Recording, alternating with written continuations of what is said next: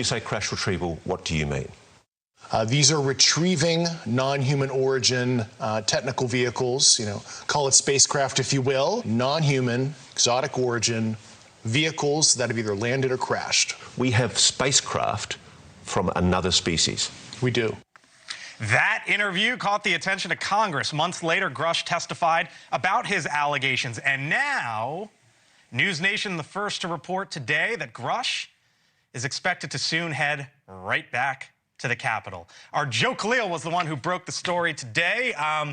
Joe K. in the Capitol hallways, you might have a new visitor there for the next 4 months or so. David Grusch, explain why. Yeah, this is very significant. So look, this is probably the world's most famous UAP UFO whistleblower. Right. Now you can throw congressional staffer on his resume. He's going to be working for Congressman Eric Burlison, a Republican who's been at the forefront of this. A very big deal. Burlison had been trying for some time to get Grusch to work with him. Why this is important is because you've got a lot of activity over the last 2 years in this space. Right. You've had hearings, multiple, you've had private, classified briefings. A lot of lawmakers say they don't know the right questions even to ask to move the ball forward on this topic. Right. So Grusch is someone who can give him lines of inquiry, can say, these are the threads to pull. Why does he need to be an employee for that, though?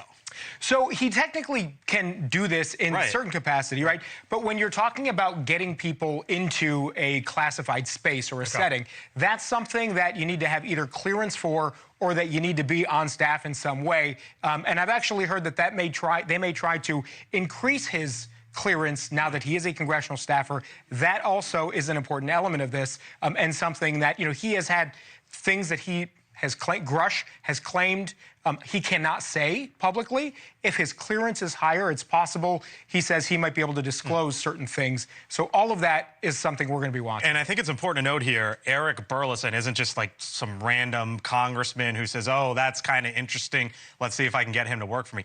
He's one of the original, along with Tim Burchett, Anna Paulina Luna, Jared Moskowitz, who have been asking a lot of questions here. On the Oversight Committee, on the UAP caucus, so he's been very much at the center of this. And it was his idea, actually, to bring Grusch on to his staff.